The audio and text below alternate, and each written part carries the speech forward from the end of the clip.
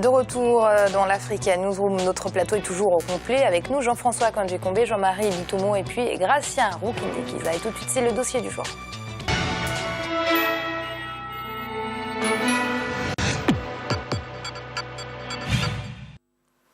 L'école de Poto-Poto au Congo, une fierté pour le pays dont la réputation au-delà des frontières congolaises et même africaines n'est plus à faire. D'autres écoles ont vu le jour au Congo, mais elles restent confrontées aux mêmes obstacles, à savoir un manque de financement criant et des politiques publiques qui ne les prennent pas forcément en compte. Dans ce contexte-là, comment promouvoir l'art africain? Élément de réponse avec ce reportage de notre correspondant au Congo, Prince Bafolo. En République du Congo, l'art pictural continue à passionner des générations entières. Chaque décennie, la pratique de l'art plastique connaît une évolution de style et pas seulement. Le secteur accueille aussi de nouveaux passionnés du dessin qui apportent chacun une touche particulière au secteur. Vieille de 56 ans, l'école de peinture de Poto-Poto est la première du pays. De grands noms de la peinture congolaise et africaine sont passés par cette célèbre école, inscrite dans les annales de l'histoire de l'art pictural africain. Mais si le secteur a évolué, les acteurs, eux, n'ont pas toujours le sourire. Pas souvent accompagnés, les artistes peinent à vivre de leurs œuvres. Brazzaville, la capitale du Congo, a longtemps été une destination culturelle sur le continent africain. L'école de peinture de Poto-Poto, créée par le français Pierre Lotz, a accueilli des générations d'artistes peintres. Ils venaient de toute l'Afrique et de tous les coins du Congo. Antoine Sita est l'un de ces artistes. Arrivé à l'école de peinture de Poto-Poto depuis 1968, il tient à nous montrer ses œuvres qui ornent toujours l'exposition permanente de l'école. C'est un haut lieu de culture de la ville de Brazzaville. Ça fait partie des figures identitaires de Brazzaville. Et quand vous avez la carte postale de Brazzaville, c'est sûr que vous aurez Sainte-Anne. C'est sûr que maintenant vous avez le mémorial Pierre Savon de Brazza, mais c'est archi sûr que vous aurez à coup sûr l'école de peinture de Poto-Poto. L'école est née pour former et encourager les artistes locaux. Nous sommes en 1959 lorsque Pierre Lotz crée l'atelier d'art africain qui deviendra ensuite l'école de peinture de Poto-Poto. Au départ, c'était effectivement à partir de l'autre, c'était de former des jeunes gens à la peinture, mais qui ne devraient plus faire la peinture comme on l'a fait en Occident. Il voulait une certaine tropicalisation de la peinture et au fur et à mesure, il s'est rendu compte que parmi les gens qu'il formait, il y en a qui avaient d'excellents talents. L'école de peinture de Poto-Poto est donc née avec un mot d'ordre bien suivi par les artistes. Arrivé quelques années plus tard, Sylvestre Mangwanza, devenu le président de l'association des artistes peintres de l'école de peinture de Poto-Poto, se souvient de la consigne. Il disait que ne produisez pas la peinture occidentale, sinon des images occidentales. Vous avez une tradition bantoue, une tradition africaine, c'est ça ce que vous allez représenter. La grande majorité des artistes peintres du Congo sont passés par l'école de peinture de Poto-Poto. Aujourd'hui, cette célèbre école accueille toujours les passionnés du dessin et de l'art. J'ai choisi l'école de peinture de Poto-Poto parce que premièrement, c'est ma passion. Et deuxièmement, j'aimerais être dans le lot des grands qui étaient là. Après 50 ans de monopole, l'école a vu arriver d'autres centres de formation. L'école de beaux-arts, essentiellement axée sur la théorie, et les ateliers SAM, créés en 2012 par la plasticienne Bill Kwelani, plutôt axés sur la pratique. J'ai créé dans le but de pouvoir découvrir les jeunes talents, susciter aussi les patients et surtout les accompagner. Parce que sur le plan international, on ne parle presque pas de l'art des artistes contemporains congolais et surtout des jeunes artistes. Donc c'était une occasion de pouvoir les accompagner et puis de pouvoir les ouvrir les portes un peu à l'international. Les ateliers SAM apportent un dynamisme dans le secteur.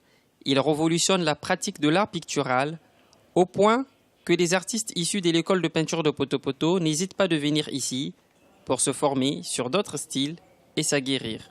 C'est vrai que le style a un peu évolué, mais on sent que c'est toujours cette touche de l'école de peinture.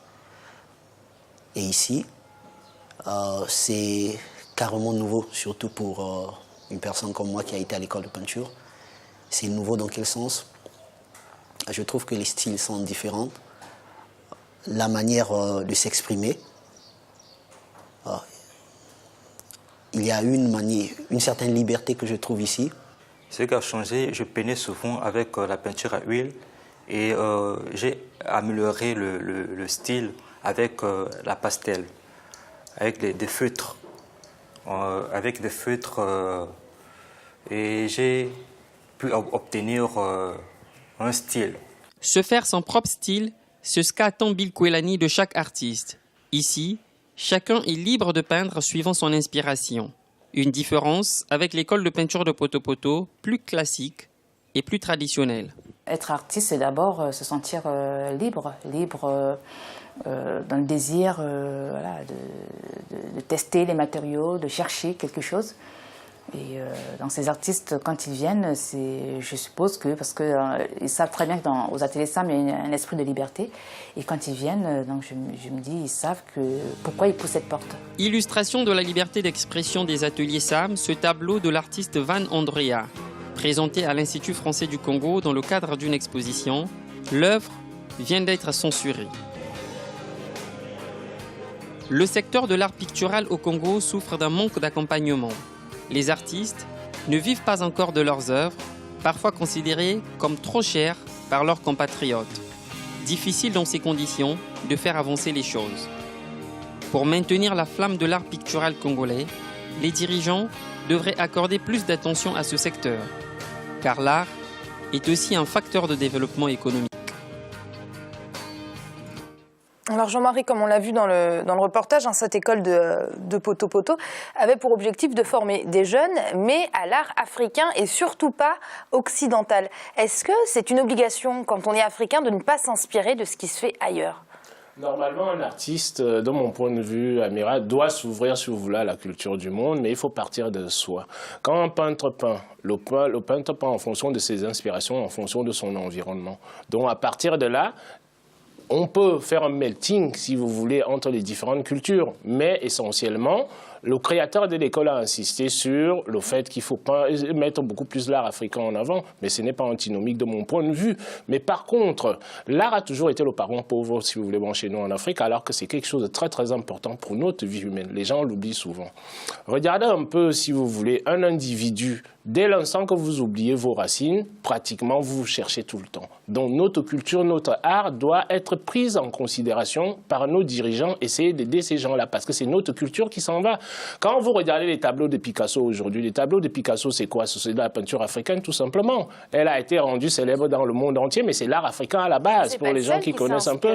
C'est pas le seul qui s'en a inspiré, c'est vrai, Amira, mais l'art, c'est quelque chose de fondamental dans notre vie. Regardez quand les gamins vont à l'école. Les gamins vont à l'école, qu'est-ce qu'on leur apprend en premier à faire? C'est à dessiner. Dessiner, c'est quoi? C'est commencer à représenter le monde tel qu'on le sent, c'est-à-dire son environnement et tout ce qui... Donc, une école comme celle-là, c'est une école qui doit avoir l'aide publique pour essayer, comment on dirait, de faire exporter notre culture. Comme on le disait dans le reportage, cette culture-là peut faire gagner de l'argent, comment dirais-je, à nos États, pas uniquement au Congo. Quand on parle du tourisme en France, vous avez l'art derrière, vous avez les paysages et tout ce qui s'ensuit, la culture française. Et aujourd'hui, comme je l'ai dit souvent, on néglige le tourisme en Afrique. Le tourisme, pourtant, c'est le premier poste qui contribue au PIB français. Donc, l'art comme ça, notre art africain doit être conservé d'une façon ou d'une autre. Regardez un peu quand vous voyez la Chine. La Chine a commencé à s'étendre dans le monde entier avec les troupes de danse chinoises. Vous regardez la Russie, les troupes de danse russes, c'est génial de regarder ça quand on va, voir un spectacle comme ça. Pourquoi nous ne le ferons pas en Afrique? Mais tout simplement pourquoi? Parce qu'on n'a pas encore pris conscience de cette richesse-là. Oui, Gratien, c'est vrai ce que dit Jean-Marie, la culture, c'est un peu le parent pauvre des politiques publiques de nos États africains.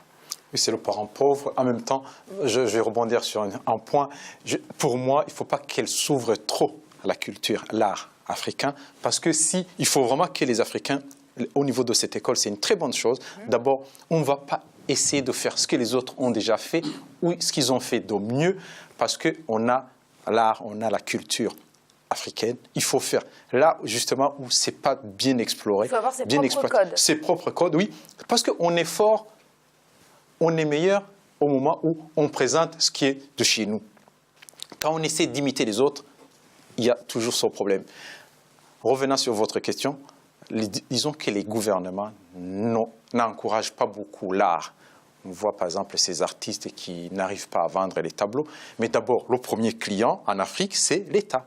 L'État devrait par exemple essayer d'acheter ces tableaux pour les mettre dans des ministères, dans des écoles, pour montrer, pour que les gens s'habituent à l'art, au tableau. Parce qu'il y a un problème aussi de formation, un problème pour nous habituer à la culture, pas la culture, on a la culture, la danse, autre, mais surtout au niveau des tableaux, au niveau de la peinture, on n'est pas très bien formé pour les apprécier. Il faut qu'on les voit souvent pour qu'il y ait un marché, le consommateur soit le consommateur local, le citoyen de ce pays, non pas chaque fois attendre un touriste qui arrive pour acheter un tableau, parce qu'avec ce rythme, on ne peut pas encourager les gens qui sortent des écoles des arts. Donc, c'est vraiment surtout l'État qui doit montrer l'exemple et en même temps essayer d'habituer les gens et que les gens qui sont riches ou les gens qui sont au pouvoir achètent aussi les tableaux pour leur compte personnel, non pas essayer d'acheter les Picasso ou autres tableaux qui viennent de la France.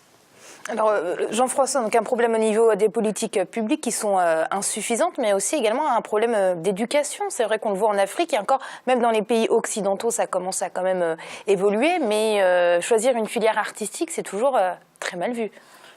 Oui, je pense qu'il y a des éléments culturels qu'on ne peut pas négliger. Lorsque dans une famille, on a 4 enfants ou 10 enfants et qu'il y en a 7 qui ont réussi, qui vont à l'université, que l'un devient musicien, le 8e devient musicien, le 9e peintre, on a l'impression qu'ils sont perdus, ne serait-ce que dans le cercle familial. Et c'est là que ça commence. C'est là que ça commence, la prise en compte de l'importance de l'art. Et puis, dans la société, de façon générale, si on va même ne serait-ce que dans les maisons disons de la classe moyenne africaine, dans combien de maisons vous trouverez des tableaux? Je pense que vous pourrez les compter sur le bout des doigts. La plupart du temps, bon, il y a une sorte de représentation. On préfère surtout une très grande photo de soi, bien costumée, bien cravatée, etc., plutôt qu'une œuvre d'art. Et vous avez raison, c'est des aspects culturels sur lesquels il faut travailler parce que la promotion de la culture et de l'art, notamment pictural que nous voyons ici, elle dépend aussi de son insertion dans la société de façon générale. Et puis, je finirai en disant que finalement, d'une certaine manière, ce qui se passe aujourd'hui avec l'école de Poto-Poto, c'est le sort de l'art de façon générale. Ce dont on voit les tableaux aujourd'hui chez Sotheby's se vendre à des millions de dollars, pardon, ce sont des personnes qui sont mortes, ce sont des artistes qui sont morts pauvres. Il y a une sorte de malédiction sur les artistes qui consiste en fait à ce qu'ils ne profitent pas de leur œuvre et que ce soit leurs successeurs qui en profitent. J'espère qu'on peut lutter contre cela. On peut lutter contre cela notamment par les politiques publiques comme ça a été avancé, ça a été indiqué tout à l'heure. Mais il me semble qu'il y a une limite à cela. L'art, c'est d'abord, avant tout, la liberté de l'artiste. Liberté de l'artiste. Et cette liberté, elle s'accommode assez mal parfois avec des politiques dirigistes s'il s'agit d'influer sur le contenu. Il faut promouvoir, mais promouvoir l'art en tant que promotion de la liberté des artistes. Merci Jean-François.